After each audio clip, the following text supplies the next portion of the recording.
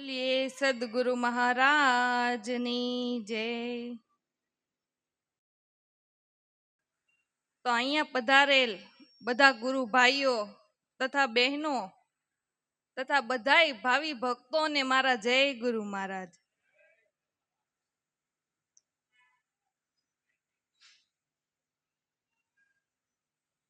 તો આજે આપણે ભજન કરવાથી તમારા મનની અંદર કેવી સ્થિતિ પ્રગટ થાય, અથવા તો ભજન કરવાથી તમારામાં શું બદલાવ આવે ને એ વિશે આપણે વાત કરવી. તો જેને આપણે જગત કરતા પરમાત્મા કહીએ છીએ, એટલે કે આખા જગતની દોરી એના હાથમાં છે.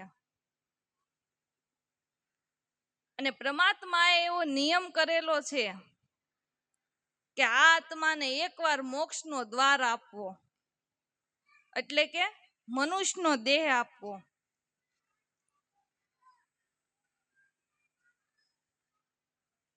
પણ જો મનુષ્યનો દેહ ધારણ કર્યા પછી આત્મા ભક્તિ ન કરે, સદગુરુ મહારાજ ધારણ ન કરે, તો એને માટે 184 દરવાજા ખુલ્લા જ છે. એટલે મેં કીધું છે કે જ્ઞાનનો ગમો કરીશમાં, ગુણ એનો ભૂલીશમાં, બધી શાનને સામાન્ય સમજીશમાં, પલક કહે નહીતર 84 નો અધિપતિ થાયશ.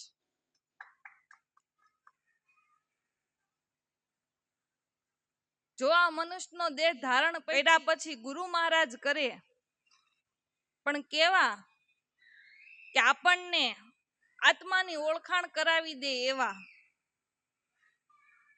અને જો એવા સદગુરુ મહારાજ ધારણ ન કરે ને, તો મનુષ્યનો અવતાર એળે જાય છે.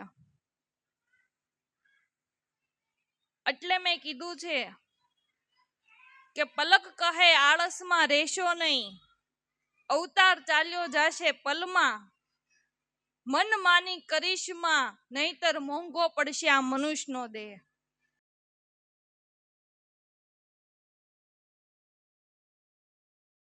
તો આ મનુષ્ય જીવનની અંદર આવા બ્રહ્મનિષ્ઠ અને દયા દ્રષ્ટિ વાળા સદગુરુ મળ્યા ને, એનાથી મનુષ્યનું મોટું કોઈ ભાગ્ય જ નથી.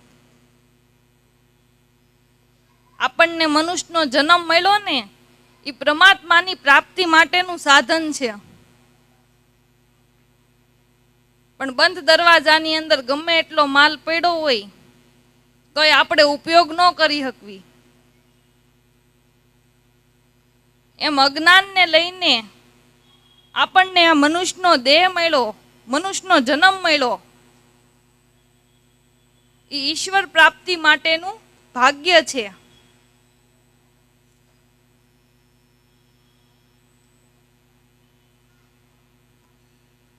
આપણને આ મનુષ્યનો દેહ મળ્યો એ ઈશ્વર પ્રાપ્તિ માટેનું ભાગ્ય છે. પણ એ ભાગ્યના દરવાજા બંધ છે, અને એ દરવાજાને ખોલી દેનાર આખા જગતની અંદર જો કોઈ હોય તો એ સદગુરુ મહારાજ એક જ છે.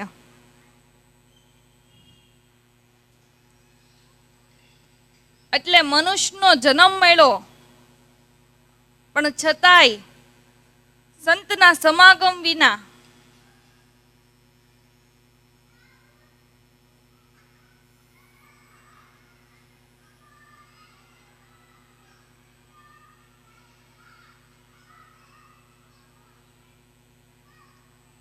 આપણને મનુષ્યનો જન્મ તો મળ્યો, પણ સંતના સમાગમ વિના માણા પશુવત જેવું જીવન જીવી જાય. પશુવત નહીં, પશુ કરતાય હલકો ઠરે. એટલે માનવમાંથી દેવ અને દેવમાંથી આત્મ સ્વરૂપે અખંડ સ્થાપિત કરી દેનાર જો વિશ્વની અંદર જો કોઈ હોય ને, તો એ સદગુરુ મહારાજ એક જ છે. સદગુરુ તો એને કહીએ જેણે આત્મ રૂપ ઓળખાવ્યું. આત્મ સ્વરૂપ એટલે પોતાનું નિજ સ્વરૂપ. અને આત્મ સ્વરૂપની ભાન કરાવે એવા સદગુરુ મળ્યા ને, ઈ પણ મોટા ભાગ્યનો ઉદય છે. બાકી આપણે નુગરા હતા ને હવે ગુરુ મહારાજ કરી લીધા ને હવે આપણે નુગરા ન કહેવાય એટલા પૂરતી વાત નથી.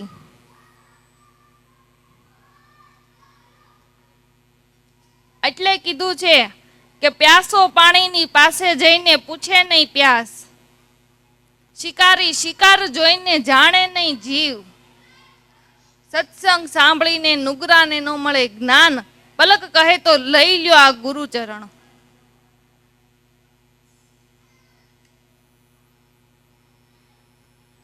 તો સદગુરુ તો આપણા આત્મ સ્વરૂપની ભાન કરી અને જન્મો જન્મના આ જંજાળમાંથી મુક્ત થવા હાટુ કરવાના છે. અને આત્મ સ્વરૂપની ભાન કરાવે એવા સદગુરુ મળ્યા ને, ઈ પણ મોટા ભાગ્યનો ઉદય છે. કે જેની કરુણાની દ્રષ્ટિથી પેલા તો આપણા મન વૃત્તિ શુદ્ધ થાય અને એની જ કરુણાની દ્રષ્ટિથી આપણો જીવન રાહ પલટાય. એ સદગુરુ મળવાને એ જ દુર્લભ છે. એટલે સદગુરુ તો એને કહીએ. સદગુરુ કોને કહેવાય? કે જે આપણા આત્માની ઓળખાણ કરાવી દે ને એને કહેવાય. પણ શિષ્યના અધિકાર પ્રમાણે. બહુ ધનવાન હોય એને જ શ્રીમંત કહેવાય ને, કે ગરીબ નહીં કહેવાય? બહુ ધનવાન હોય એને જ શ્રીમંત કહેવાય. એમ આપણને જે આત્માની ઓળખાણ કરાવે ને એ જ મહાન સદગુરુ છે. તો એવા સંત, એવા મહાપુરુષ કે ભલે એને વેશ ન ધર્યો, ભેખ ન ધર્યો, પણ મન સદા જેણે માર્યું.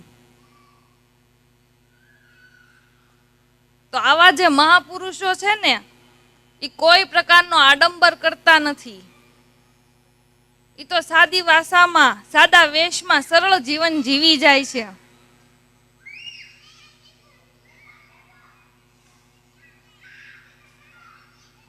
આવા મહાપુરુષો છે એ કોઈ પ્રકારનો આડંબર કરતા નથી. સાદા વેશમાં સરળ જીવન જીવી જાય. ભલે એને વેશ ન કાઢ્યો, ભેખ ન ધર્યો, પણ મન સદા જેણે માર્યું. જે બધાય માનવ સમાજની સાથે હિલમિલ થઈને રહે છે. શું કામ? કે એને માનવ સમાજનું કલ્યાણ કરવું છે, એને માનવ સમાજનો ઉદ્ધાર કરવો છે. તો આવા મહાપુરુષો છે, આવા સંતો છે ને, એ શ્રીમંતના રાજમહેલ ઉપર જાય અને ગરીબના ઝૂંપડા ઉપર જાય. એને તો શ્રીમંત હોય તોય ભલે ને ગરીબ હોય તોય ભલે, એને બેય સમાન છે. માટે જે આવા મહાપુરુષો છે એ બધાની સાથે હિલમિલ થઈને રહે. કોઈ આડંબર કર્યા વિના, કોઈ પ્રપંચ કર્યા વિના, ઘેર ઘેર ફરી અને ગામડે ગામડે ફરી લોકોને સત્યનો ઉપદેશ આપે ને, એ પણ સદગુરુનો એક બહુ મોટો પરમારથ છે. એ પણ સદગુરુનો એક બહુ મોટો પરમારથ છે.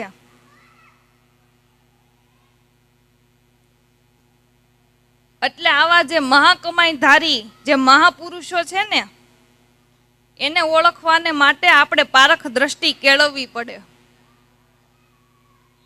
પારખ દ્રષ્ટિ વિના સાચા સંતને ઓળખી શકાતા નથી. અને જેની પાસે પારખ દ્રષ્ટિ છે ને, એ આવા સાચા સંતોને ઓળખી અને ગમે એ ભોગે, ગમે એ સંજોગોમાં એના ચરણનો ક્યારેય ત્યાગ કરતા નથી. જેને પારખ દ્રષ્ટિ પ્રાપ્ત થઈ છે, એ સદગુરુ મહારાજની સેવા કરીને એ સાધક પોતાના જીવનને સફળ બનાવે છે.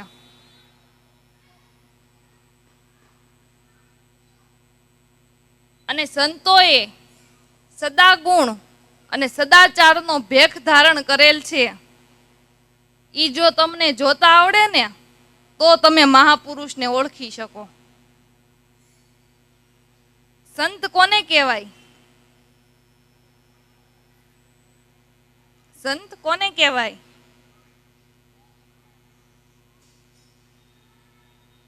કે દયા, ગરીબી, બંદગી, ક્ષમતા, શીલ, શુભ, ધ્યાન, ઇતના લક્ષણ સાધુના, કહે કબીર કરી લે વિચાર.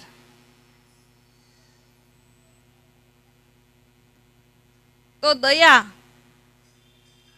જેના હૃદયની અંદર કાયમને માટે દયાના ભાવ ઉભરાય છે, કોઈ જીવને માયામાં સવળતો જોઈને એને તારવાનો ભાવ થાય, કે કેવી રીતે આ માર્ગમાં સફળ થવા એ જે વાતો કરી છે ને એ એને મનુષ્યના જીવન ઉપર દયા અને કરુણાનો ભાવ રાખીને કરી છે. કે જો કોઈ અમારી વાતને માન્ય કરશે અને અમારા સિદ્ધાંત ઉપર હાલશે તો જરૂર ભવસાગર તરશે. આવો જેનામાં દયા ભાવ છે, કરુણાનો ભાવ છે, અને એટલે જ એના કરુણાના ભાવથી એના કરુણાના શબ્દોની અસર આપણા મન ઉપર પડે છે, આપણા મનને અસર કરે. બાકી મોઢાની લવારી કરનારા ઉપદેશક તો ઘણા મળે, પણ આવા કરુણાવાળા શબ્દો મળવા ને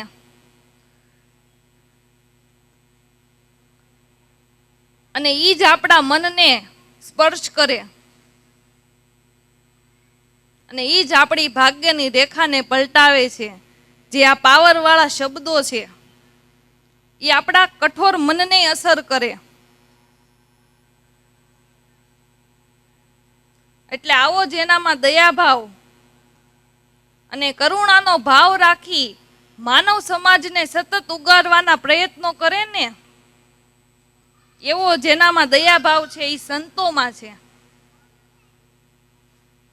અને એનું આઠે પોર ભજનમાં ધ્યાન હોય.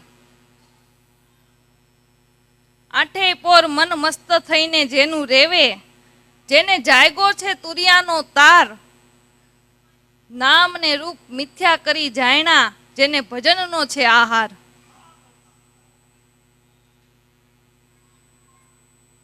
તો દયા, ગરીબી, બંદગી, ક્ષમતા, તો એની ક્ષમતા કેવડી છે?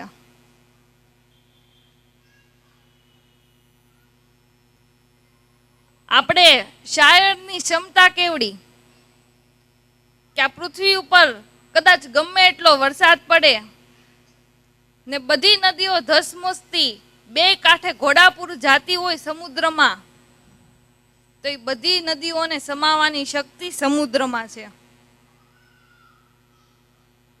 ગમે એવી ધસમસતી ઘોડાપુર જેવી નદીઓ વહી જતી હોય એને સમાવાની શક્તિ સમુદ્રમાં છે. અને આ નદીઓ તો કદાચ પૃથ્વીની ગણો તો ગણી શકાય, પણ જ્યાં હજારો, કરોડો, લાખોની સંખ્યામાં જ્યાં માનવ સમાજ છે એની વૃત્તિરૂપી જે નદી છે ને એ તાપીને નર્મદા કરતાંય મોટી છે. અને એ બધી વૃત્તિઓના ઘોડાપુર જાય છે, પણ ગમે એવી ધસમસતી ઘોડાપુર જેવી વૃત્તિ હોય એને સમાવાની શક્તિ સમુદ્રમાં છે, સદગુરુમાં છે. ગમે એવી વ્યક્તિને સમાવાની શક્તિ સદગુરુમાં છે, એ સમાવી શકે. પ્રહલાદે 5 કરોડ વૃત્તિનો સમાસ કર્યો. એને તો 10 નો કરવો તો પણ 10 આડી તરી ગઈ. એટલે પ્રહલાદે 5 કરોડ વૃત્તિનો સમાસ કર્યો. એ સમાવી શકે. પવિત્ર જળાશયોની નદીઓને તો સમાવે, પણ ગંધારા પાણીની હોય ને એને સમાવે. એમ જે સદગુરુને ચરણે થાય ને એને સમાવાની શક્તિ એનામાં છે. એટલે આવા જે સદગુરુ છે, આવા જે મહાપુરુષો છે ને, એ મહેમાન દેખીને એના પ્રેમના પલ્લામાં આપણને સમાવી દે છે. કઈ મહેમાન દેખીને ભાણા નો પછાડે. આપણને તો માણસ માણસ જોઈને અરુચિ થાય, પણ ત્યારે એને અરુચિ નથી થતી. એ સદગુરુ સંતો તો એમ કહે છે કે બસ કોઈ આવવાની ભાવના કરવો જોઈએ. એટલે દયા, ગરીબી, બંદગી, ક્ષમતા, શીલ, શુભ, ધ્યાન, જેના સર્વશીલ શુભ છે, પવિત્ર છે, નિર્મળ છે. એટલે મહાપુરુષનું જોવું એ ભગવાનનું જોવું છે. સંતો સાંભળે એ ભગવાન સાંભળે. આપણા સદગુરુ બોલે ને એ ભગવાન બોલે છે. આપણા સદગુરુની આજ્ઞા એ ભગવાનની આજ્ઞા છે કે જેના સર્વશીલ શુભ છે. ચંપો જેમ પોતાના પુષ્પથી શોભાયમાન લાગે ને, એમ સંતો પોતાના ગુણથી શોભાયમાન લાગે. ગુણની શોભા છે. અને શુભ ગુણ વિનાનો માણસ પશુ સમાન છે.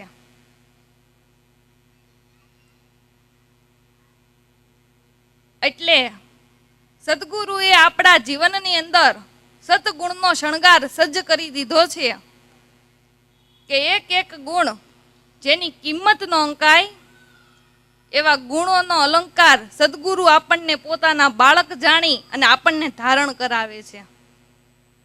ને એ પણ એનો એક બહુ મોટો ઉપકાર છે.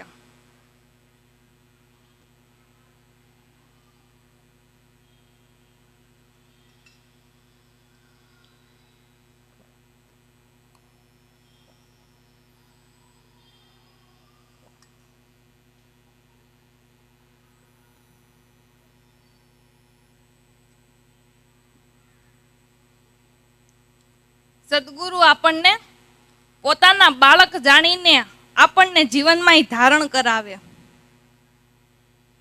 કે એક એક ગુણ જેની કિંમત ન અંકાય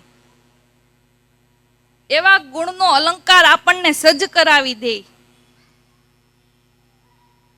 એવા સદગુરુ એને ગુણ અને આચારનો ભેખ ધારણ કરનાર આવા સદગુરુ કે જેણે વેશ ન કાઢ્યો, ભેખ ન ધર્યો, પણ મન સદા જેણે માર્યું.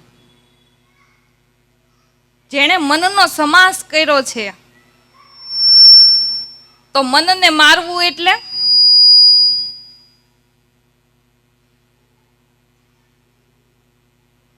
મનને મારવું એટલે કે મન જ્યાંથી ઉત્પન્ન થયું છે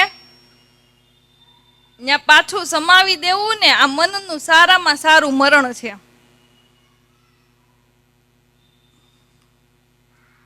અને આ મરણ સમરણથી થાય.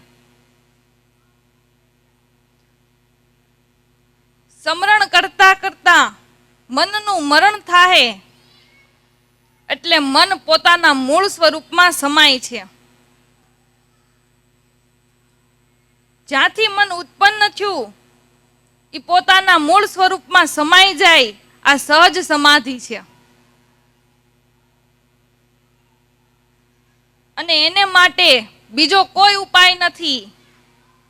એને માટે જો કોઈ ઉપાય હોય તો એક એનું નામ સ્મરણ છે. એક એનું આ નામ સ્મરણ છે. મન સદા જેણે માર્યું હોય સિદ્ધ, પછી ભલે રહે સંસારી. જેનું મન નામમાં સમાણું ને એ સિદ્ધ અવસ્થા છે. જ્યાં લગી આપણે નામ સ્મરણ કરવી છીએ ત્યાં સુધી આપણી સાધક અવસ્થા છે. અને સ્મરણ કરતા કરતા મન મુકામે સ્થિર થઈ ગયું એ સિદ્ધ અવસ્થા છે. અને ગુરુના ચરણોમાં જો મુકામ થઈ જાય ને તો આપણો અવતાર સફળ થઈ જાય. એટલે મેં કીધું છે कि मुझे किसी को पामना नहीं है, मुझे किसी से मिलना नहीं है, मुझे किसी को हराना नहीं है, मुझे किसी से जीतना नहीं है। पलक कहे मुझे तो बस गुरु के चरणों में ही रहना है।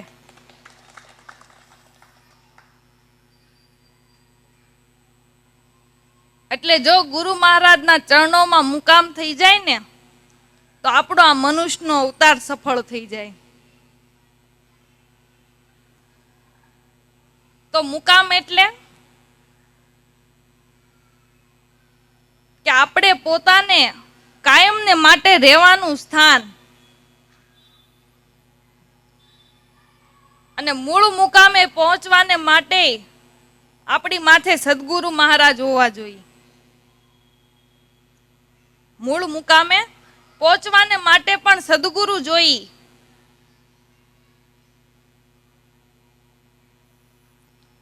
એટલે મન સદા જેણે માર્યું હોય સિદ્ધ, પછી ભલે રહે સંસારી. જે સિદ્ધ અવસ્થાને પામી ચૂક્યા છે ને એ સંસારમાં રહે છતાં એની સિદ્ધ અવસ્થામાં કોઈ ખામી આવતી નથી. એક રાજા હોય એ નોકરની હારે બેહે તો એ નોકર બની જાય ખરો? એમ જેને બ્રહ્મ સ્થિતિ પ્રાપ્ત થઈ છે ને એ બધાની સાથે હિલમિલ થઈને રહે છતાં એની સ્થિતિમાં કોઈ ફેર પડતો નથી.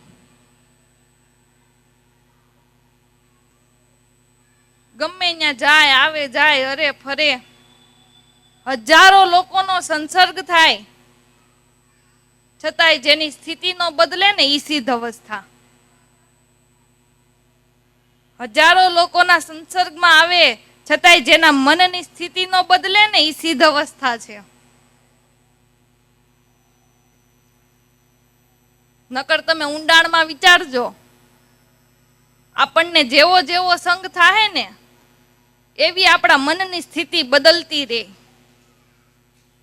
રંગ બદલતો રહે, ભાવનાઓ ફરતી રહે. આપણે ઊંડાણમાં વિચારજો, આપણને જેવો જેવો સંગ થાય ને એવી આપણા મનની સ્થિતિ બદલતી રહે.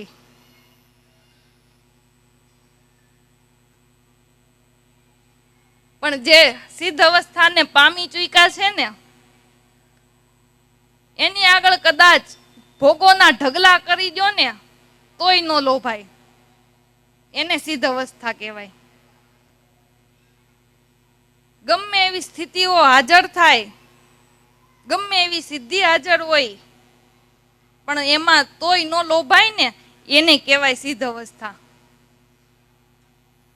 બાકી સામાન્ય સિદ્ધિ હોય ને તો ઈ સાધકને લલચાવી દે. તો એને માટે એક દ્રષ્ટાંત છે કે કોઈ સિદ્ધિવાન પુરુષ એક સંત પાસે આવીને એમ કહે કે તમે આજે બહુ જ્ઞાનની વાતો કરો છો, તો ખાલી જ્ઞાનની વાતો જ કરો છો કે કઈ સિદ્ધિ વિધિ જાણો છો?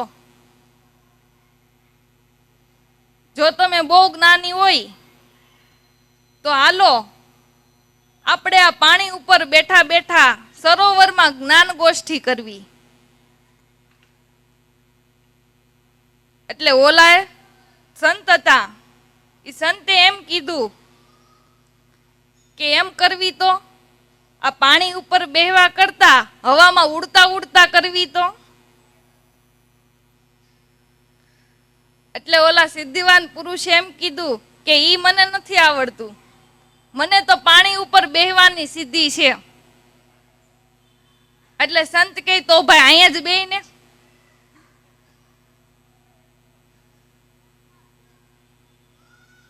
એટલે આત્મસિદ્ધિ વિના બધી સિદ્ધિ નકામી છે.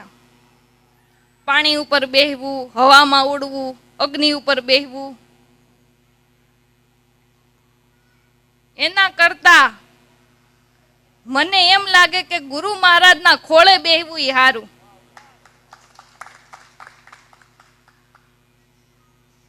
ઈ વધારે હારું છે, ગુરુ મહારાજના ખોળે બેહવું. નિર્ભય સ્થાન હોય ને તો ઈ છે.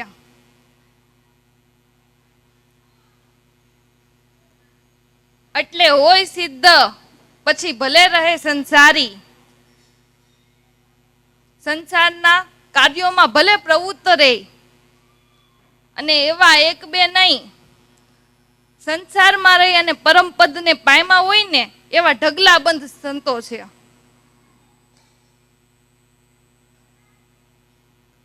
અને સંસારમાં તો ઠીક, રાજ ચલાવ્યા, રાજના વહીવટ કર્યા ને એવા રાજા મહારાજાઓ ઢગલાબંધ છે,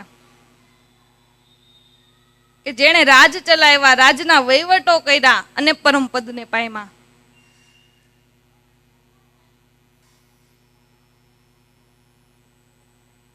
એટલે આ ઇતિહાસોની કથા સાંભળી લેવાની નથી, સમજી લેવાની છે. સુખદેવજી જેવા નિષ્ઠિક બ્રહ્મચારીએ તે મહારાજા જનકના ચરણનો આશરો લીધો હતો. સુખદેવજીને શાન બતાવી, જેને જનક વૈદેહી જેવા ગુરુ મળે. નિષ્ઠિક બ્રહ્મચારીના તોય રાજા હતા, પણ ભલા યોગી ક્યારે બન્યા? ભલા યોગી ત્યારે બન્યા કે જ્યારે મહારાજા જનકનો ચરણ લીધું. એટલે સિદ્ધ અવસ્થાને પ્રાપ્ત કરવા હાટુ સંસાર નથી છોડવો, જંજાળ છોડવો છે, મનનો જંજાળ. એટલે પલક કહે, માયા મરે ચિત્ત ચોટે, મનને મારીને જે રાજ કરે ને એ જ સાચો શૂરવીર.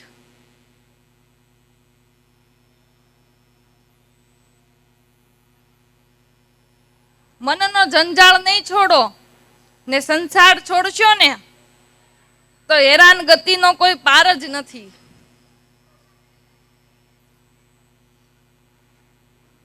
કારણ કે વિઘ્નરૂપ આ મનનો જંજાળ છે.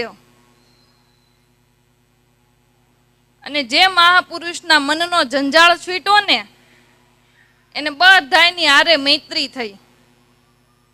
અને આપણા મનનો જંજાળ નથી છૂટ્યો, એટલે ઈર્ષ્યા ને બીજી માયા, નિંદા ઘણું બધું છે ને.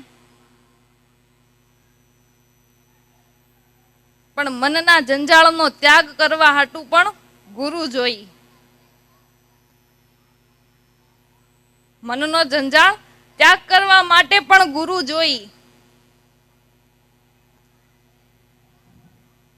કારણ કે આદિ ભાષામાં કહું ને તો આપણા જે સદગુરુ મહારાજ છે ને એના શિષ્યોને બહુ ઝીણી અને સહજ વાતો કરે. અને મહાપુરુષોએ બનાવેલા, સાધુ સંતોએ બનાવેલા દાખલા દ્રષ્ટાંતો સમજાવે. પણ કેવા દ્રષ્ટાંતો? એક જગ્યાએ કોઈ સાધુ સંતોનું સંમેલન હતું.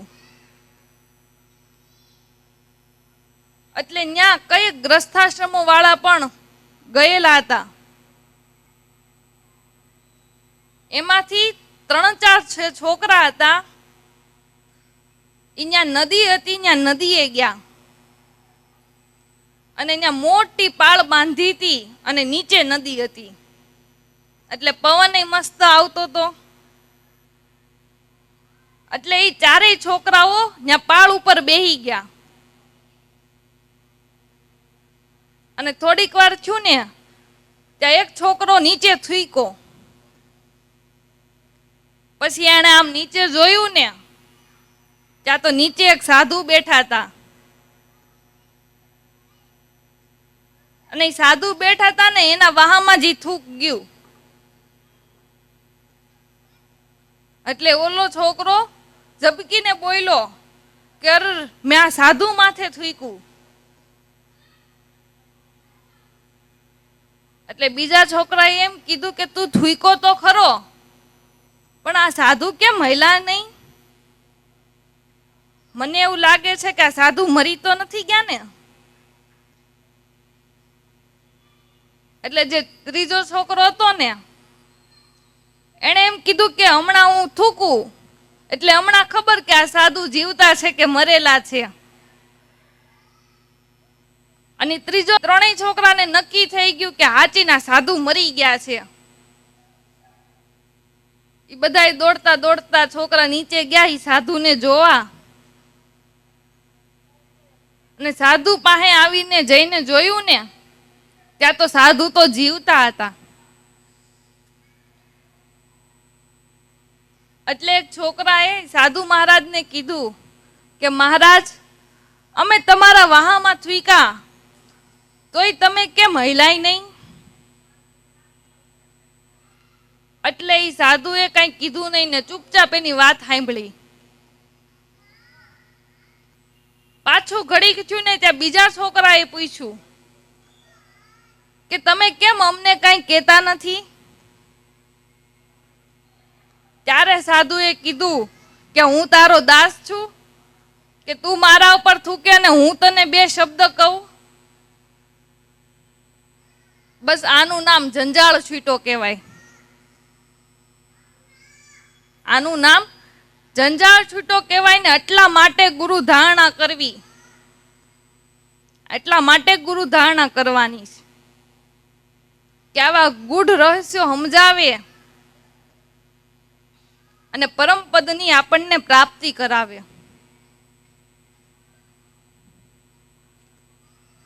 એટલે મેં કીધું છે કે શાન આપી એને શિરોધર કર,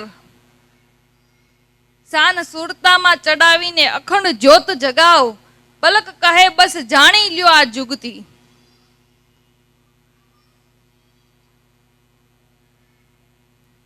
શાન બતાવી એને શિરોધર કર. એટલે સાહેબ પ્રણાલિકાના જે મહાપુરુષો છે ને, એમાંથી એક સંતે એમ કીધું છે કે ગુરુ કૃપા બિન છૂટે ન ગ્રંથિ, માયા મહાવિકાર. રામકૃષ્ણ જેવાએ પણ સદગુરુને સેવા, તો રવિ તું પણ ગુરુને ધાર.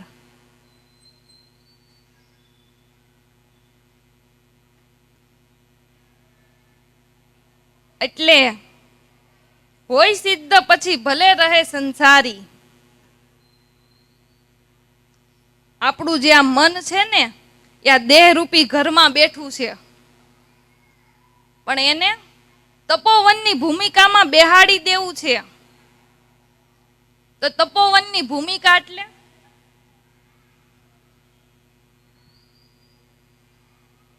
તપોવનની ભૂમિકા એટલે કે શ્વાસોશ્વાસનું સમરણ. મનને હેનખેન પ્રકારે નામમાં લાગ્યું ને એ આ તપ છે. આપણું મન નામમાં સમાઈ ગયું ને એ આ તપ છે. પણ જે આ સંસારમાં રહીને સાવધાન રહીને એ જ સાચો સાધુ છે. સંસારમાં રહીને સાવધાન રહે, સંસારના કાર્યો કરે, સંસારના વ્યવહારો કરે, પણ પોતાના મન વૃત્તિની ક્યાંય આસક્તિ નહીં. પોતાની મન વૃત્તિ તો સદગુરુએ જે શાન આપી છે એમાં જેના લાગ્યા છે આસાસ, આને સાવધ માણસ કહેવાય. આપણા મનને ખોટી કુટેવ ન પડી જાય ને એની આપણે સાવધાની રાખવાની છે. એટલે મેં કીધું છે કે ભરોસો રાખીશ નહીં ભ્રમણામાં, ભજી લેને તું ભગવાન. ઊંધો અવળો હાલીશમાં, પલક કહે નહીતર શાળિયા ઘોડે રાડું નાખતો થઈ જાય.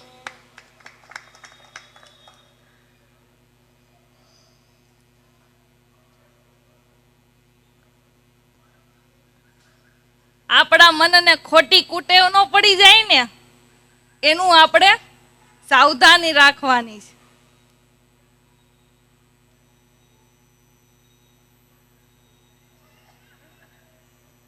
અને આપણા મનની અંદર જો એક ખોટા વિચારનો ફણગો ફૂટે, અને ફૂટે ને તો ગુરુ મહારાજને પ્રાર્થના કરવી, આ સાવધાની છે. આપણે આખા દિવસની અંદર કેટલી વાર ગુરુ મહારાજની યાદી થઈને એ આપણે ખ્યાલ રાખવીને તો એ સાવધાની છે. આપણે આપણા જીવનની અંદર આખા દિવસની અંદર આપણી પોતાની શું કમાણી કરી ને એનો આપણને ખ્યાલ હોવો જોઈએ. એટલે એક સંતે કીધું છે કે નૂરતે ને સુરતે પરખો રે, કોણે બનાવ્યો આ પવન ચરખો.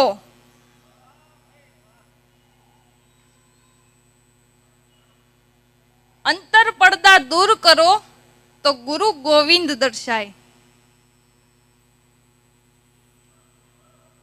મેરુ તો ડગે પણ જેના મન નો ડગે. મેરુ ડગે પણ જેના મન નો ડગે. ભલને ભાંગી પડે બ્રહ્માંડ, વિપત પડવા છતાં વણશે નહીં, આ છે હરિજનના પ્રમાણ.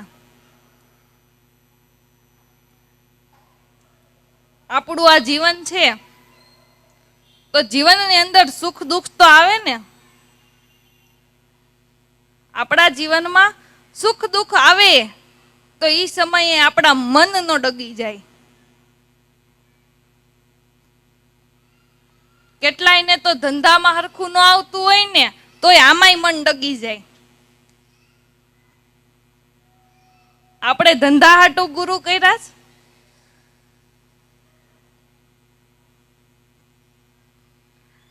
આપણા સદગુરુ તો હાચા જ છે પણ તારા જ કરમ ખોટા છે. ધંધા હાટુ ગુરુ નથી કર્યા, મોક્ષ માટે સદગુરુ કર્યા છે.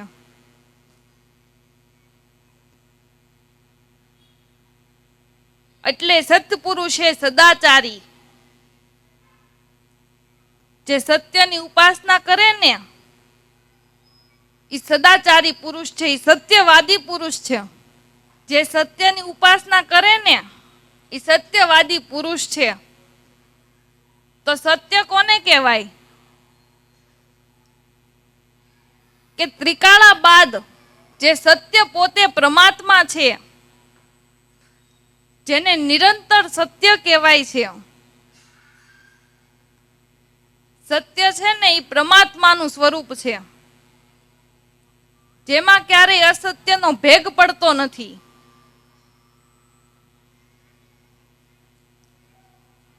જે આપણા પ્રાણની અંદર શબ્દ બ્રહ્મ રૂપે પરમાત્મા બિરાજમાન છે ને એ સોહમ શબ્દે સુરતા સાધો. જુઓ એના જવાબમાં, દાસ ધીરો કે આ દેહમાં દર્શન મારા સદગુરુ મળ્યાના પ્રતાપમાં. સોહમ શબ્દે સુરતા સાધો, જુઓ એના જવાબમાં, દેહમાં દર્શન મારા સદગુરુ મળ્યાના પ્રતાપમાં.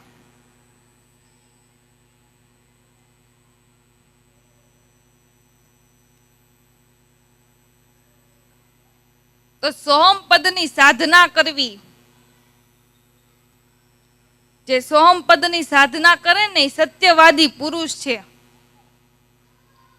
એને ગમે એમ કરીને ગમે એ ભોગે એને આ સત્યને છોડવું નથી, આ સત્યને પકડી રાખવું છે. એટલે કીધું કે તુલસી તિલક ન છોડીએ, નેસળ જપીએ નામ, મનુષ્ય મજૂરી દેત હે તુझे क्या रखे राम. તુલસી તિલક ન છોડીએ, નેસળ જપીએ નામ, મનુષ્ય મજૂરી દેત હે તુझे क्या रखे राम. દેહમાં પ્રાણ હોય ને ત્યાં સુધી આ સત્ય નામ રૂપી તિલકને છોડવું નથી.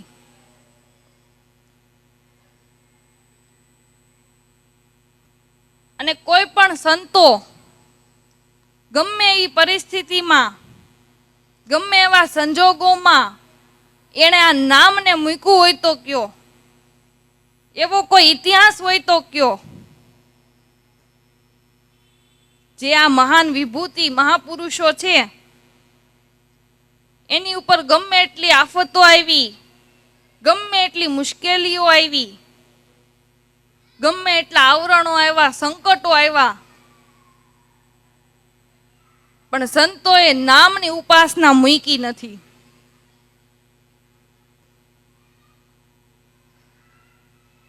એટલે મેં કીધું છે કે આ યાધિ વ્યાધિની ફાકી બનાવો, આ પિંજરાને મૂકી દો ગુરુ મહારાજના ચરણોમાં. પલક કહે તો તમારો બેડો પાર થાય. સત્પુરુષ હે સદાચારી, જેનું સદાચારી જીવન છે, જે સત્યને માર્ગે હાલતા હોય ને, ઈ જ આપણને સત્યને માર્ગે લઈ જાય. બાકી જો પોતે જ ખોટે માર્ગે હાલતા હોય તો આપણને ઈ જ માર્ગે લઈ જાય. પોતે ખોટે માર્ગે હાલતા હોય ને તો આપણને ઈ ખોટે માર્ગે જ લઈ જાય. કારણ કે સાચો માર્ગ એને જોયો જ નથી. અને જેણે સાચો માર્ગને જોયો છે, જે મહાપુરુષો સત્યને માર્ગે હાલતા હોય ને, ઈ જ આપણને સત્યને માર્ગે દોરે. આ જે મહાપુરુષો જે સત્યને માર્ગે હાલે છે, ઈ જ આપણને સત્યને માર્ગે દોરે. કારણ કે આ મહાપુરુષો સદગુરુ ઈ સત્ય માર્ગના પંથિક છે, કે જે માર્ગડે આવતા ને જાતા આનંદ ભર્યો મન મેળે. આરે સંસારિયામાં ચેતો મારા ભાઈલા, સંત પોકારે અવસર છે લે. સત ભજનથી કરી લે ગુરજારા, મેરામ સદગુરુ માય બોલે. તો જે સત્યને માર્ગે હાલે છે, પણ આ સત્યને માર્ગે પગે કરીને હલાતું નથી, સુરતાથી હલાય છે. પામ વિનાનું પંથ કહી જે, વિના જીભાઈ રણુકારા. અગમ દેશ અનલકા માર્ગ, વિના પાવ ચલ જાવે સદગુરુ નામ ચડી ધારી. આ પગે હાલવાનો પંથ નથી, સુરતાથી પંથ કપાય. જેમ વાહનોની અંદર સ્પીડ હોય ને, એમ આપણી સુરતામાં સ્પીડ હોય. જેમ વાહનોની અંદર સ્પીડ થાય ને, એમ આપણી સુરતામાં સ્પીડ થાય.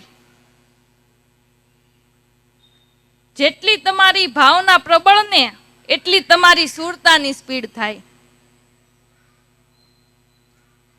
એટલે આ સાધુ સંતોએ થોડાક સમયની અંદર જ સાક્ષાત્કાર કરી લીધો. કારણ કે એની સુરતા એવી, એની એકાગ્રતા એવી, એની ગુરુ ભક્તિ એવી કે એણે થોડા જ સમયની અંદર સાક્ષાત્કાર કરી લીધો. તો સદગુરુ હે સદાચારી. તમે તમારી આંખેથી કોઈનું સુખ જોવો ને તમને ઈર્ષ્યા ન થાય ને, તો એ તમારી આંખોની સદાચારી છે. તમે આંખેથી કોઈનું દુઃખ જોવો ને તમારા હૃદયની અંદર કરુણાનો ભાવ થાય ને, તો એ તમારી સદાચારી છે. દુશ્મનને જો દુઃખ થતું હોય ને, તો આપણા હૃદયની અંદર કરુણા થવી જોઈએ. તો એનું એક દ્રષ્ટાંત છે. ધર્મરાજા ભગવાનના ધામમાં ગયા અને ન્યા જઈને ભગવાનને એમ કીધું કે મારા ભાઈ કૌરવો ક્યાં છે? એટલે ભગવાન કે ઈ તો નરકમાં છે. એટલે ધર્મરાજા કહે કે મારે ત્યાં જવું છે. ભગવાન કહે કે તમારે નરકમાં ન જવાય. તોય ધર્મરાજાએ કીધું કે નહીં, મારે તો ત્યાં જવું જ છે.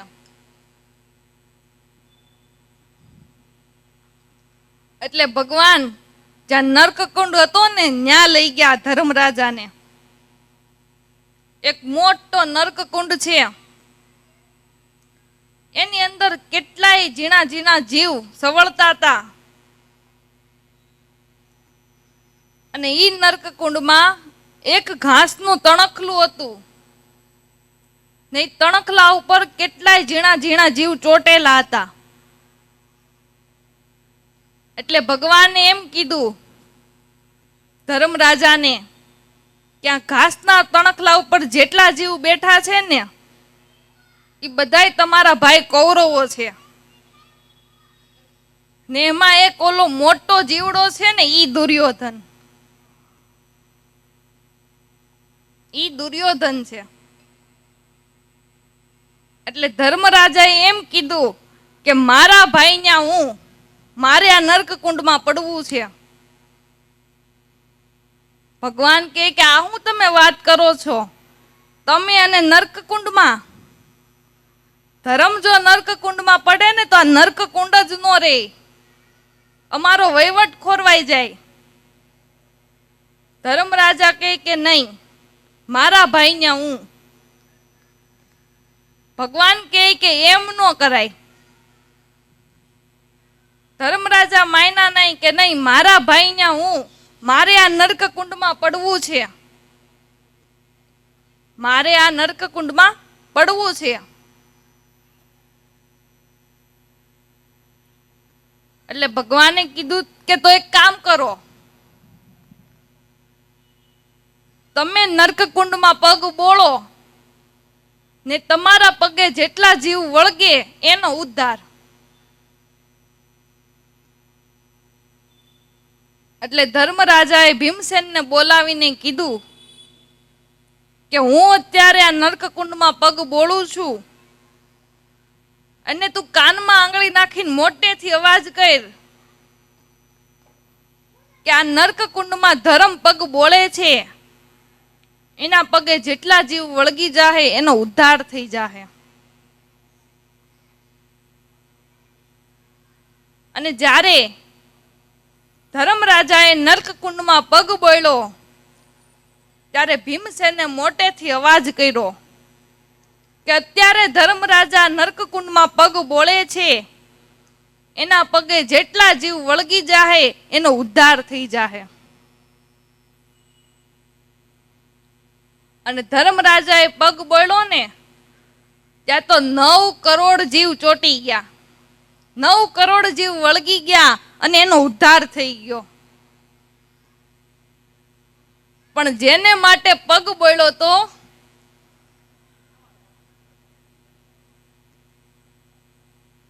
જેને માટે પગ બોળ્યો તો એ દુર્યોધન ને ઓલા કીડા એમ કે આપણે વેરીને પગે નહીં, ભલે નરકમાં રહી.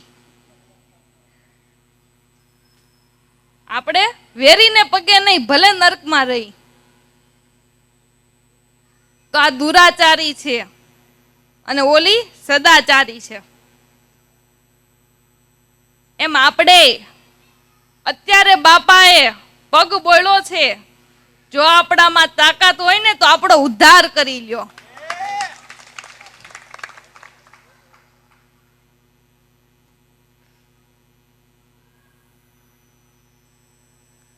એટલે કહું છું કે જોર ન કરો આ ખોટું જીવન જીવવામાં, પાછી પાની ન કરો ભક્તિ કરવામાં. પલક કહે જીવનની આહુતિ દઈજો ગુરુ મહારાજના ચરણોમાં.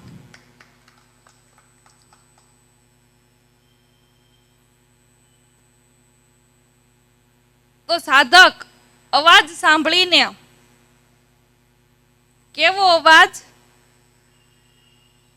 કે પલક કહે આ તો જણન વાગે એવો એક નાદ. ઈ એને કાને પડતા જ સાધકને ખબર પડી જાય કે આ તો છે નિરંતર નાદ.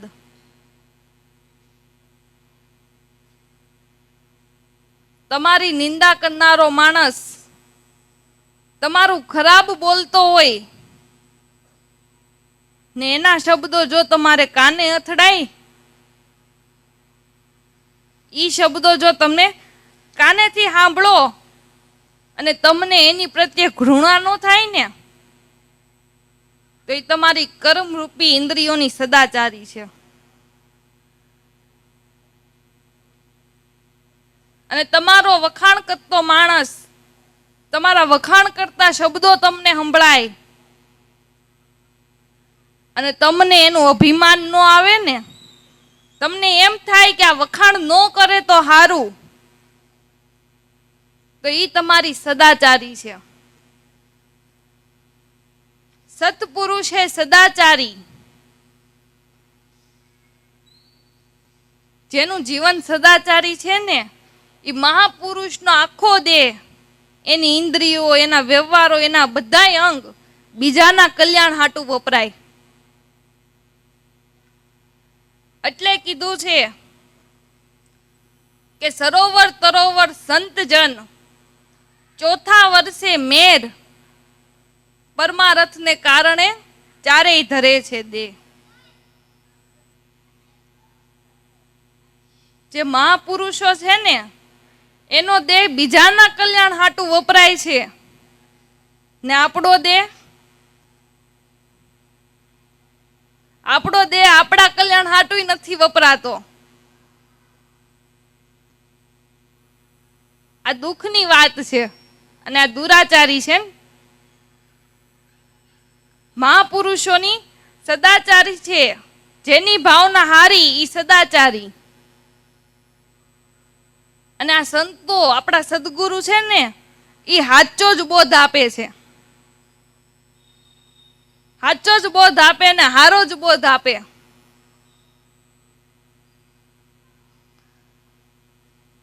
પાંડવો અને કૌરવોનું યુદ્ધ તો હાલતું જ હતું. એમાં કોઈકે દુર્યોધનને જઈને એમ કીધું કે તમે સહદેવ પાસે જાઓ, કારણ કે સહદેવ છે ને એ ત્રિકાળી ધ્યાની અને જોશી છે. તમે સહદેવ પાસે જાઓ અને એને જઈને એમ પૂછો કે આ યુદ્ધની અંદર અમારો વિજય કેમ થાય, એટલે એ તમને કહી દે.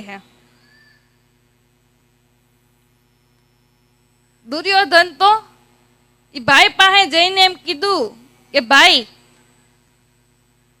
આ યુદ્ધની અંદર અમારો વિજય થાય ને તમે હારી જાઓ, એવો કઈ ઉપાય? એટલે સહદેવ તો સદાચારી હતા, એને કહી દીધું કે હાવ હેલો ઉપાય છે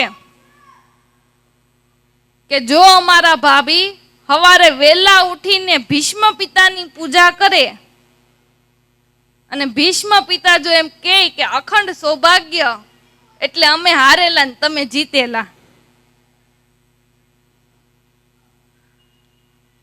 હાવ હેલો ઉપાય કીધો ને, કે અમારા ભાભી સવારે વહેલા ઉઠીને ભીષ્મ પિતાની પૂજા કરે, અને ભીષ્મ પિતા જો એમ કહે કે અખંડ સૌભાગ્ય, એટલે અમે હારેલા ને તમે જીતેલા. નકર કોઈ વેરીને એવી સલાહ આપે?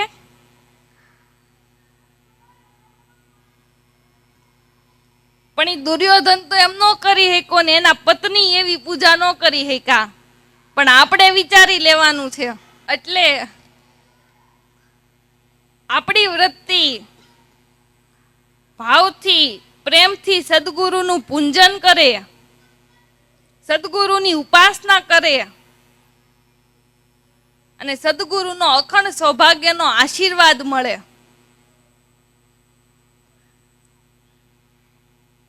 તમે નામ સ્મરણ કરતા કરતા તમારા ચિત્તની અંદર અહમ બ્રહ્માસ્મિ સોહમ અસ્મિ આવું નિરંતર ચિંતવન થયું ને,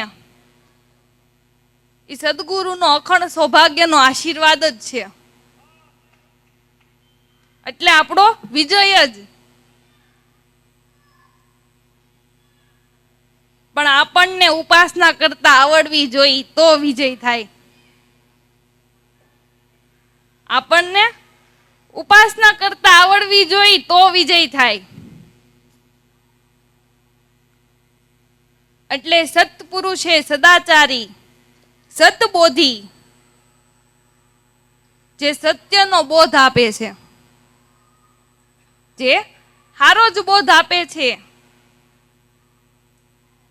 આપણા સદગુરુ કોઈ દી કોઈનું પતન થાય ને એવો બોધ ન આપે,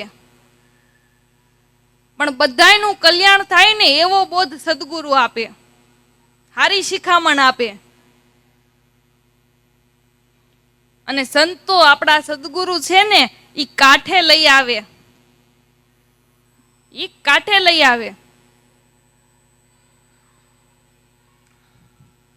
પણ આ જીવની અભાગ છે ને કે જે કાંઠે લઈ આવે ને એને પડતા મૂકીને જે ભાઠે ભરાવે ને એની સલાહ લે.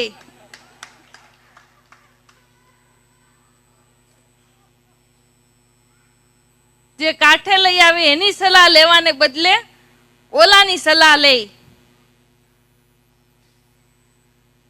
જ્યાં વાલપ રાખવાની છે ને ત્યાં વાલપ ન રાખે, અને જ્યાં આપણું પતન કરે એમ હોય ને ત્યાં વાલપ રાખે.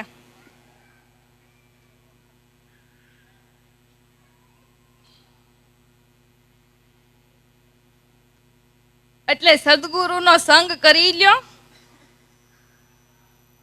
એનો હથવારો કરી લ્યો. સદગુરુમાં પ્રીતિ બાંધી લ્યો, કારણ કે એ સતબોધી છે. એના વચને વચન માન્ય કરી લ્યો. એટલે વશિષ્ઠ મહારાજ ભગવાન રામચંદ્રજીને એમ કહે છે કે સંત જેવું કોઈ દયાળુ નથી, ઈ કૃપાળુ છે. એટલે સંતોની આજ્ઞાનું પાલન કરવું, એના વચનને માન્ય કરવા.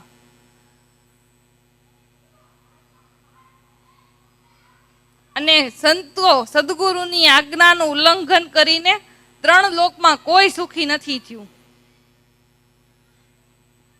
એટલે સંતોની આજ્ઞાનું પાલન કરવું.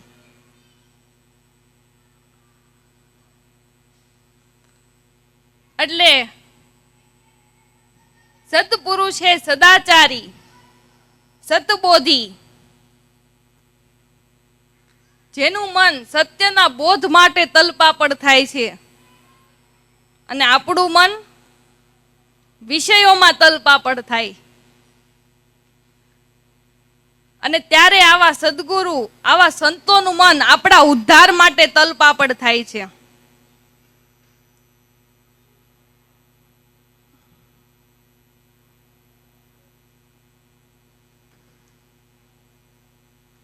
એટલે અમારો ઉદ્ધાર થયો એવો બધાયનો થાય, આવો સંતોનો ભાવ છે.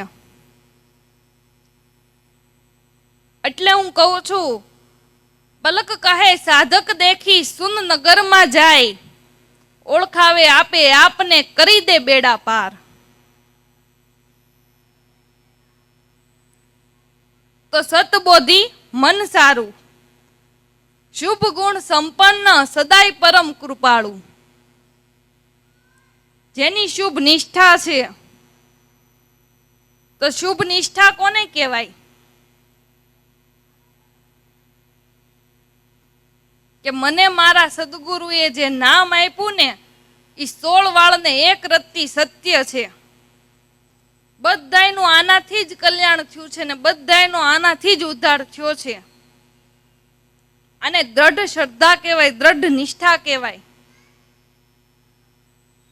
અને એક વાત યાદ રાખજો, આપણા ગુરુમાં કે નામમાં જો એક દોરાવાય શંકા હશે ને તો સફળતા થવાની કોઈ સંભાવના જ નથી.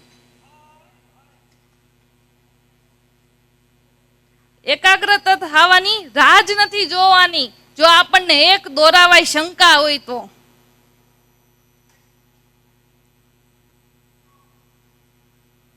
એટલે સત્પુરુષ છે સદાચારી, સતબોધી મન સારું, શુભ ગુણ સંપન્ન. જે શુભ નિષ્ઠા છે, શુભ ગુણ છે ને એ સંપન્ન છે. તો શુભ ગુણ કોને કહેવાય? વિવેક છે, વિચાર છે, જ્ઞાન છે, શ્રદ્ધા છે. વૈરાગ્ય છે, ધીરજ, ધારણા, ક્ષમતા, ક્ષમા, આ બધા શુભ ગુણ છે. અને શુભ છે ને એટલે સંપન્ન છે. જ્યારે પૂર્ણિમા આવે ને ત્યારે ચંદ્રમાં જરાય નાનો નથી રહેતો ને, પૂર્ણ કળાએ ખીલે છે. એમ સદગુરુની કૃપાનો આપણને પ્રસાદ મળે ને તો સાધકના જીવનમાં કોઈ પ્રકારની ખામી નથી રહેતી. સર્વગુણ સંપન્ન બને છે. ગુરુની કૃપાનો પ્રસાદ મળતા ચંદ્રમાની જેમ આપણું જીવન ખીલે છે, પૂર્ણ કળાએ ખીલે છે. એટલે શુભ ગુણ સંપન્ન, સદાય પરમ કૃપાળુ, જેનો દયાળુ સ્વભાવ છે. અને આપણે તમને એક બે વાર કોકે ગાળું દીધી હોય, પછી ભલે તમે એને કઈ કયો નહીં, કઈ કરો નહીં, પ્રેમથી એની હારે વ્યવહાર રાખો, પણ મનમાં ઓલું યાદ તો રહે જ. તમને કોકે એક બે વાર ગાળું દીધી હોય તો એ મનમાં તો યાદ રહે જ, હાવ ડંસ જાય નહીં અંતરમાંથી.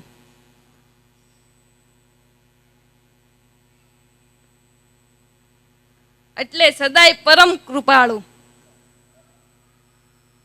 જ્યાં નકરી દયાની જ વાદળી ચડી છે. સંતોના હૃદયમાં દયાનો જ ભાવ છે, અને એ કરુણાના ભાવથી વાદળીઓ વરસી છે. અને એ વાદળી એણે જ આપણા માનવ જીવનરૂપી ક્ષેત્રની અંદર સારા ગુણનો પાક લઈ આવ્યા છે. આપણું જીવન જો કંઈ ગુણિયલ દેખાતું હોય ને તો એ કૃપા ગુરુની માનજો. આપણું જીવન ગુણિયલ દેખાતું હોય ને તો સદગુરુની કૃપા માનજો કે એણે કાંઈક કરુણાની વાદળી વરસાવી છે.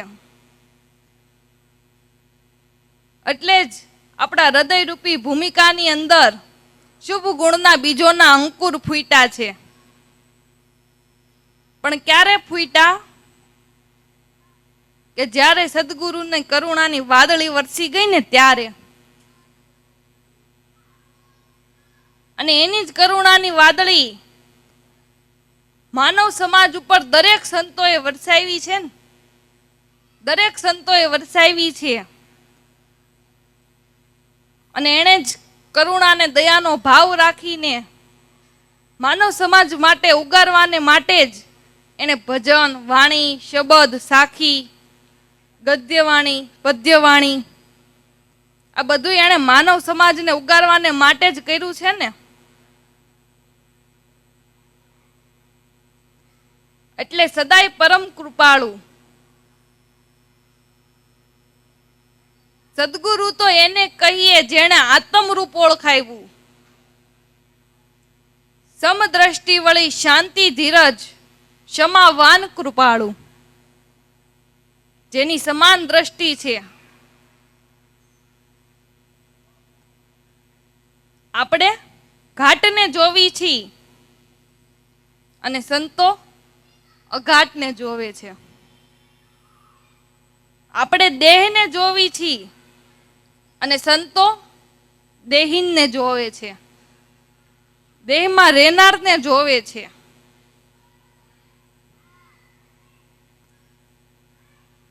ચંદ્રનું પ્રતિબિંબ કાદવના ખાડામાં પડે કે ગંગાજીમાં પડે, એમાં ચંદ્રને કાંઈ મેલ લાગે એવું ખરું?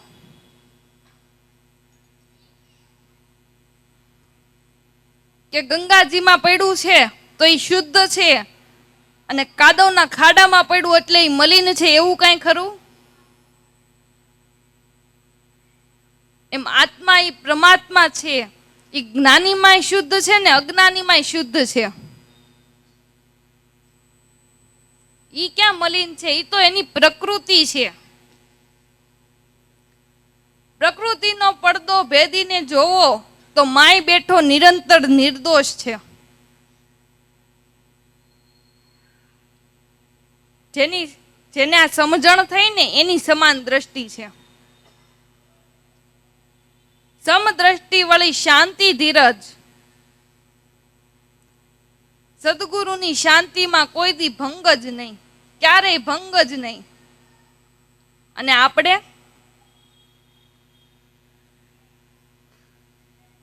આપણી શાંતિમાં જો ભંગ પડતો હોય ને તો ખરેખર આપણને શાંતિ ઓળખાણી નથી.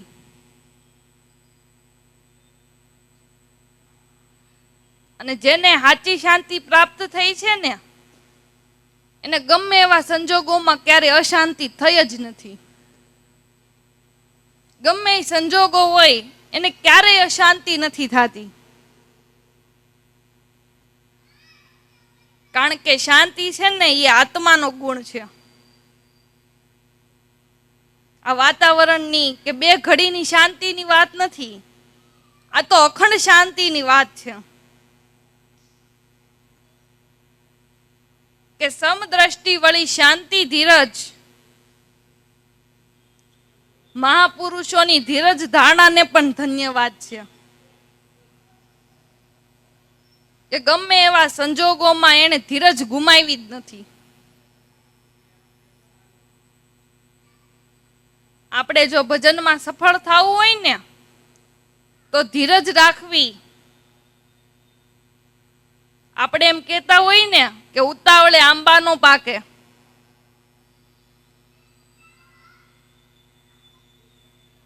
એટલે સમરણ માર્ગની અંદર આપણે સમરણ કરતા હોય ને એકાગ્ર થતા જો વાર લાગે ને તો ધીરજ ન ગુમાવી. કઈ એકાગ્ર થાય કઈ થાય, પણ આપણે મહેનત ચાલુ રાખો, થઈ જાહે. ધીરજ રાખો.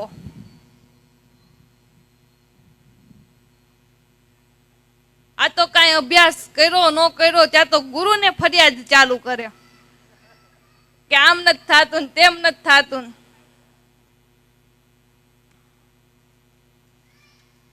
પણ આપણે કંઈક ધીરજ તો રાખવી જોઈએ ને. આપણે ધીરજ રાખવી જોઈએ. ધીરજ રાખો. પેટ પિયાળે પવનના ગોટા ખૂબ ખેંચું ધીરા. દમ દમશું મને દર્શ બતાયા હું ભરું પવનના ફેરા. એસા સદગુરુ સાહેબ હમારા કે અમને દેખાડ્યા છે ગગનના ડેરા.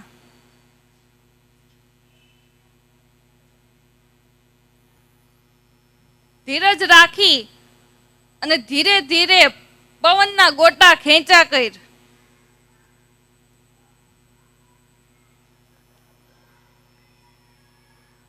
તાજો બંધાણી હોય ને બીડીનો,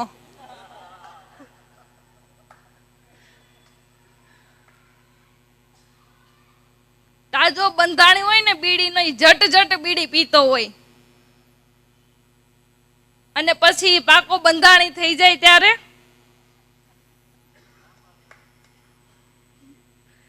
ખૂબ શાંતિથી અને ધીમે ધીમે પીવે. એ શાંતિથી બીડી પીતો હોય ને એટલે એમાં એને મજા આવે.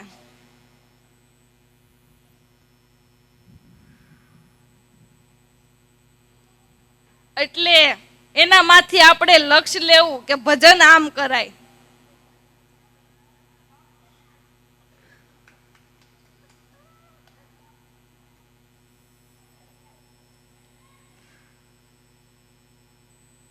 એનામાંથી આપણે લક્ષ્ય લેવું જોઈએ કે ભજન આમ કરાય. પાકો બંધાણી થઈ જાય ને બીડીનો પછી જોજો કઈ મોઢેથી ધુવાડા કાઢી નો નાખે, છેક નાભી કમળ સુધી જવા દે.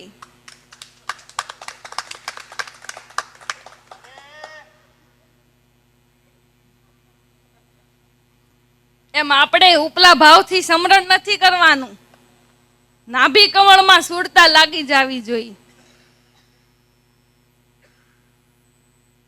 કારણ કે નકળંગનો વાસો નાભી કમળમાં છે. નાભી કમળ में नकलंग का वासा, चार वेद ब्रह्म कारा. હરદમ હરદમ હરિકો સમર લે, ફેરી લે આ નામની માળા. નાભી કમળ में નકળંકા વાસા, ચાર વેદ બ્રહ્મ કારા.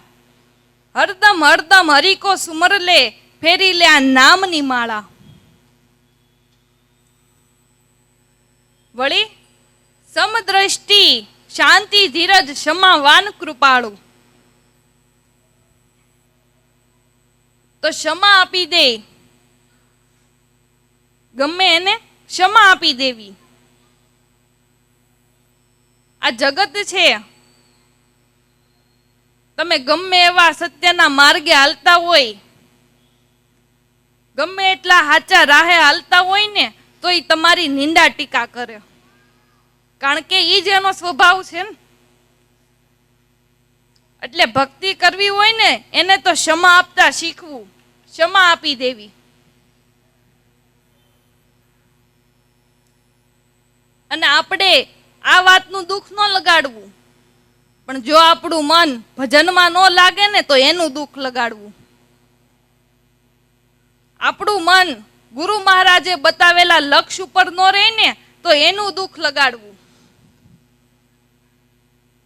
બાકી તો આ જગત છે, જે જેનો સ્વભાવ ઈ પ્રમાણે બોલે ને. કઈ બધાની સમજણ થોડી હરખી હોય. પણ જેણે ગાયું ને, એને બહુ સારું ગાયું છે કે બોલે એને બોલવા દઈએ, આપણે તો રામ ભજનમાં રહીએ.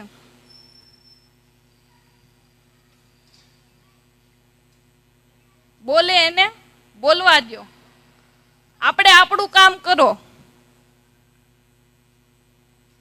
જો આપણે એની સામું જોવા જાવું ને, તો આપણો આ માર્ગ ભૂલાઈ જાહે.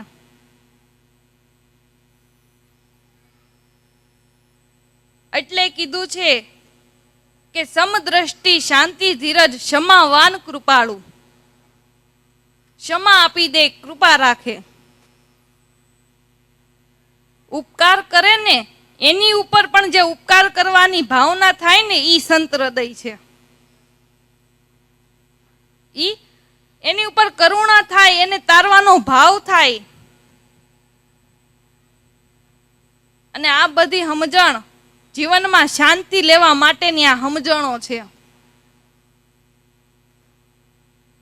આપણે ભજનમાં સફળ થવું હોય તો એના માટેની આ સમજણો છે.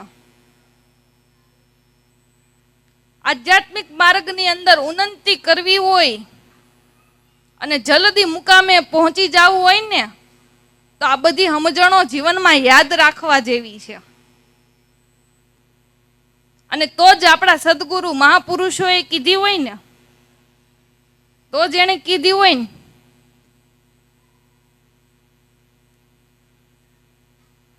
એટલે સદાય પરમ કૃપાળુ સદગુરુ તો એને કહીએ જેણે આત્મરૂપ ઓળખાવ્યું.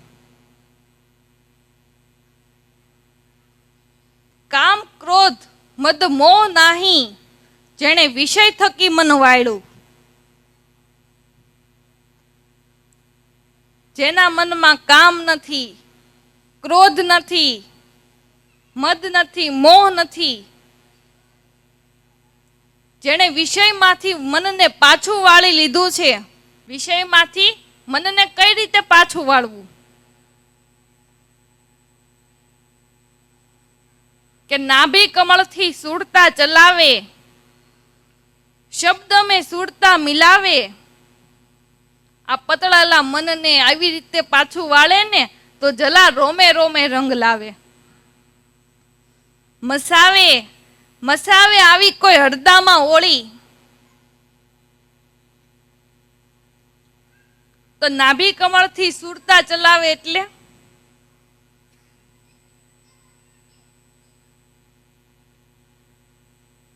શ્વાસોશ્વાસમાં સુરતા રાખીને શબ્દનું ધ્યાન કરો. ઈ આ શબ્દ મેં સુરતા મિલાવે. આ પતળેલા મનને, જે મન પંચ વિષયની ઉપર પથારો કરીને રહેનારું છે, પંચ વિષયોની ઉપર જે મન વિફરેલું છે, એ મનને પાછું વાળવું છે. આ પતળેલા મનને પાછું વાળે તો રોમે રોમે રંગ લાવે. જો આપણું મન નામમાં લાગી જાય ને તો આપણા જીવનની અંદર, આપણા અંગે અંગની અંદર ભક્તિનો રંગ ચડી જાય. જે રૂવાડે રૂવાડે રણકાર લાગી ગયો ને એ રોમે રોમે રંગ ચડી ગયો. એ રોમે રોમે રંગ લાવે, મસાવે આવી કોઈ હળદામાં હોળી. આપણે મનને વિષયમાંથી પાછું વાળવું છે. કારણ કે વિષયમાં લાગેલું મન આપણું પતન કરે છે અને નામમાં લાગેલું મન આપણો ઉદ્ધાર કરે છે.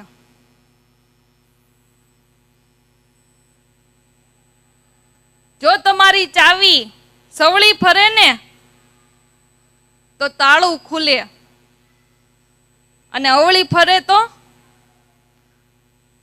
તાળું બંધ થઈ જાય. એમાં મનરૂપી ચાવી છે. ઈ જો વિષયોમાં અવળી ફરશે ને તો તાળું દેવાઈ જાહે, અને નામમાં જો સવળી ફરશે ને તો તાળા ખુલી જાહે. એટલે કીધું કે તાળા કૂચી ગુરુજીને હાથ, ગુરુજી આવે તો તાળા મારા ઉઘડે. ધન્યવાદ આપણે આ સદગુરુને આપી કે આપણી સવળી ચાવી ફેરવીને આપણા તાળા ખોલી દીધા. હજારો, કરોડો, લાખો લોકોની સવળી ચાવી ફેરવી અને ભ્રમણાના તાળા ખોલી દીધા. અને પોતાના ઘરમાં જે અમૂલ્ય માલ છે ને એના ભાગીદાર બનાવી દીધા. ગુરુગમ કેરી કૂચી કરી લે, કટે મોકા તાળા. ઈ તાળાને દૂર કરતો તારા ઘટ ભીતરમાં અંજવાળા. ગુરુગમ કેરી કૂચી કરી લે તો કટે મોકા તાળા. ઈ તાળાને દૂર કરો તો તારા ઘટ ભીતરમાં થાય અંજવાળા. ફેરી લે, ફેરી લે. આવા સદગુરુ મળ્યા છે તો નામની માળા ફેરી લે. તમે નામની માળા ફેરવો ને ઈ સવળી ચાવી ફેરી, અને વિષયોની માળા ફેરવો ને ઈ અવળી ચાવી ફેરી.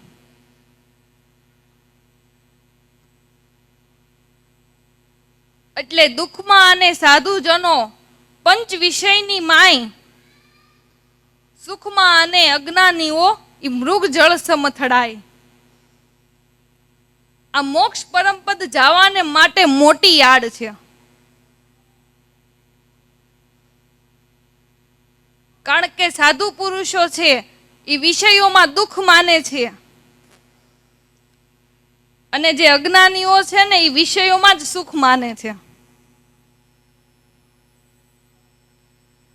એટલે કીધું કે દુઃખમાં અને સાધુજનો પંચ વિષયની માય, સુખમાં અને અજ્ઞાનીઓ એ મૃગ જળ સમથડાય.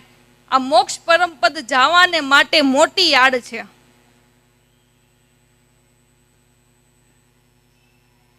માટે પીવો અમૃત સરખા સમદમને ઉપરામ. અમૃત જેવા સમદમને ઉપરામ. આ અમૃતને જીવનમાં પીવો અને વિષયોનો ત્યાગ કરો. એટલે કામ ક્રોધ મદ મોહ નાહી, જેણે વિષય થકી મનને વાળ્યું. સદગુરુ તો એને કહીએ જેણે આત્મરૂપ ઓળખાવ્યું. જે આપણને આત્મ સ્વરૂપની ભાન કરાવે એવા સદગુરુને ધન્યવાદ છે. તો બ્રહ્મ જ્ઞાની કોને કહેવાય?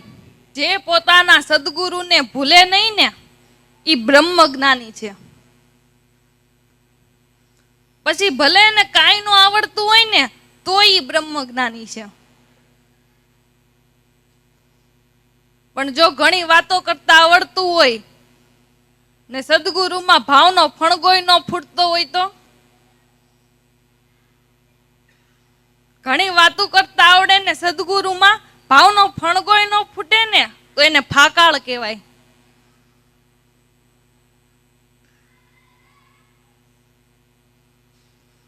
એટલે જે બ્રહ્મનું જ ધ્યાન કર્યા કરે ને એને બ્રહ્મ જ્ઞાની કહેવાય. સાદી ભાષામાં કહું તો જે પોતાના સદગુરુને ભૂલે ને ઈ બ્રહ્મ જ્ઞાની છે. અને વળી અનુભવ સિદ્ધ ને આપણા સદગુરુ સંતોએ જે આત્મપદના અનુભવને પામી ચૂક્યા છે,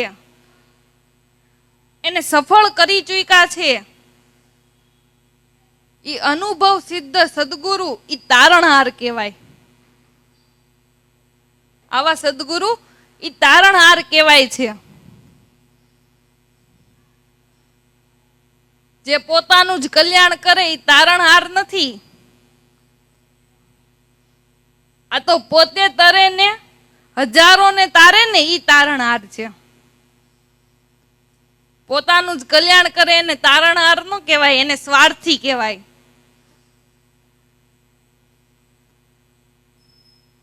એટલે કીધું છે કે આ તો પોતે તરે ને બીજાને તારે. શૂન્યમાંથી સર્જન કરે ને તેવા સોય પરમાત્માને સેવીએ, પલક કહે અવિશળ પદ ધારણ કર.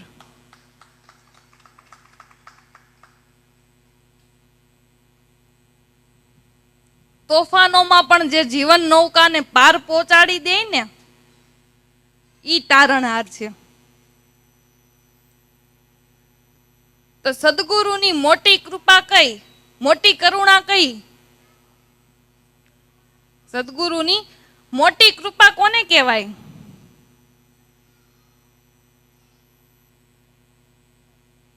કે તમને કામ ધંધા હરખા હાલવા માંડે ઈ? તમારા એક બે વ્યવહારિક કામ સફળ થઈ જાય ઈ?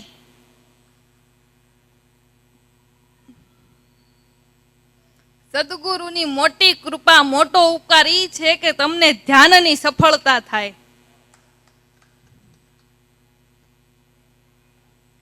તમને ધ્યાનની સફળતા થાય.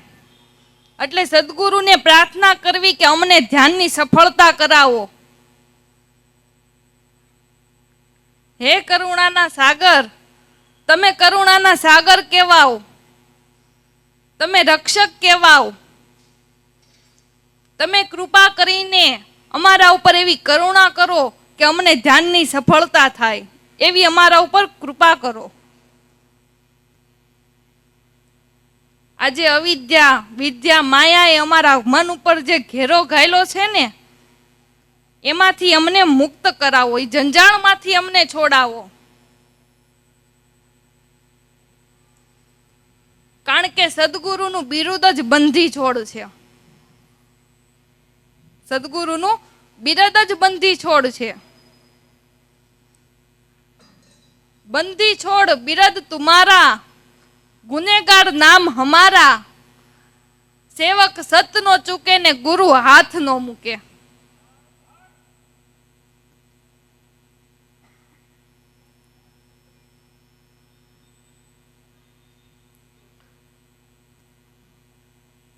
બંદી છોડ બિરદ તુમારા, ગુનેગાર નામ હમારા, સેવક સત નો ચૂકે ને ગુરુ હાથ નો મૂકે. જો તમે આ વિદ્યાના જંજાળમાંથી અમને નહીં મુક્ત કરાવો તો બીજું તો કોઈ મુક્ત કરનાર છે નહીં. અને આ જે અવિદ્યાના માયાના જંજાળમાંથી જે મુક્ત થયા છે ને એ સદગુરુની કૃપાથી થયા છે.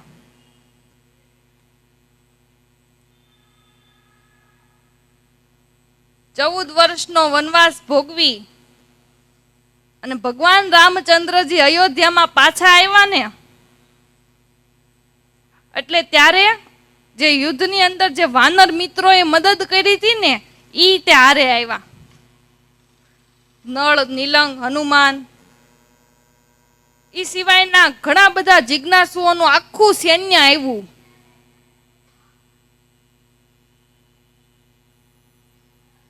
અને ત્યારે જ અયોધ્યામાં વશિષ્ઠ મહારાજે પધાર્યા. એટલે ભગવાન રામચંદ્રજીએ બધાય વાનર મિત્રોને એમ કીધું કે આ વશિષ્ઠ મહારાજ અમારા કુળગોર છે.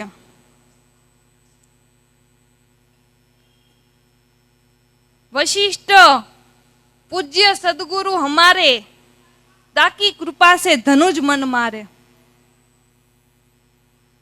अब जो वशिष्ठ महाराज छे ने ये मारा सदगुरु छे અને રણ સંગ્રામની અંદર આપણે સફળતા મેળવી હોય ને તો એની કૃપાથી મેળવી છે. માટે આ સદગુરુને નમસ્કાર કરો. બધાય વાનર મિત્રોને સદગુરુ સામે નમસ્કાર કરાવ્યા. પછી સદગુરુ મહારાજને કીધું કે ગુરુ મહારાજ, આ યુદ્ધની અંદર આ બધાય વાનર મિત્રોએ મારી મદદરૂપ થયા છે અને તમારી કૃપાથી અમે આ યુદ્ધની અંદર સફળતા મેળવી છે. પણ જેમ મારો ઉદ્ધાર કર્યો ને એમ આનોય કરો.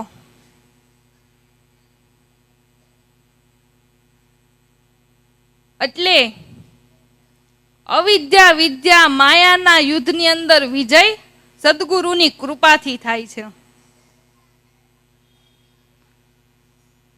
જો કોઈ એવા સદગુરુ મળે તો એના ચરણે તન મન ધન ઓવારી દઈએ.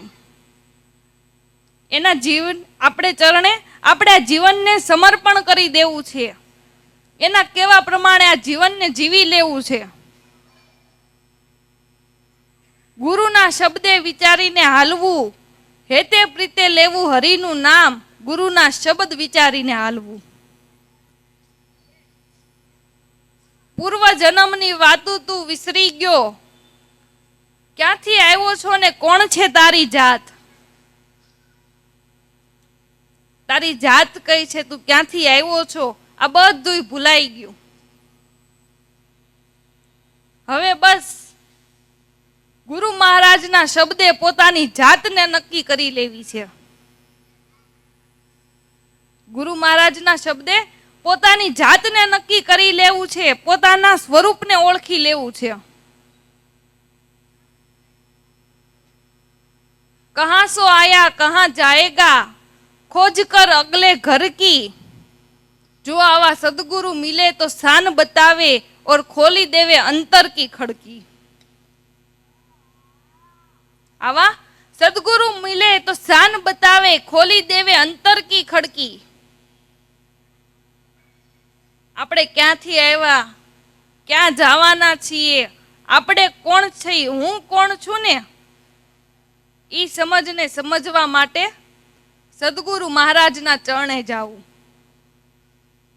આ સમજણ લેવા માટે ગુરુ મહારાજના ચરણે જાવું. અને આવન જાવન તો આ દેહને છે. દેહની અંદર રહેનાર ચેતન બ્રહ્મને તો કોઈ આવન નથી ને કોઈ જાવનય નથી. ઈ તો જ્યાંથી આવ્યો ત્યાંથી જેમ તેમને તેમ, ન વધે ઘટે, ન આવે જાય, કે ન ઠાલો કે ન ભરેલો. એને તો કોઈ આવન કે કોઈ જાવન જ નથી.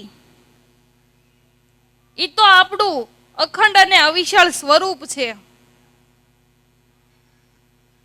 બસ આ જાણી લેવું છે. એટલે સદગુરુ કરવા ને તો આ જ્ઞાનને સમજવા હાટું કરવા, નો કોઈની દેખા દેખીથી કરવા કે નો કરવાને ખાતર કરવા, બ્રહ્મમાં ભળવાને માટે કરવા. એટલે અમે જે કહી છીએ કે સમજણના ઘરમાં આવો. આપણે આ શરીરના સુખ હાટું થઈને કેટલાય પ્રયત્નો કરવી છે ને, આવા હળાહળ સમયમાં બધાયને માયા લાગી છે. બધાયનો એક જ તાર થઈ ગયો છે કે ગમે એવી સ્થિતિ થાય બસ ધન કમાવો. આપણે વિચાર તો કરો કે આ શરીરના સુખ હાટું થઈને કયેક ધોળા કાળા કરવી છે ને, કાળા ધોળા કરવી.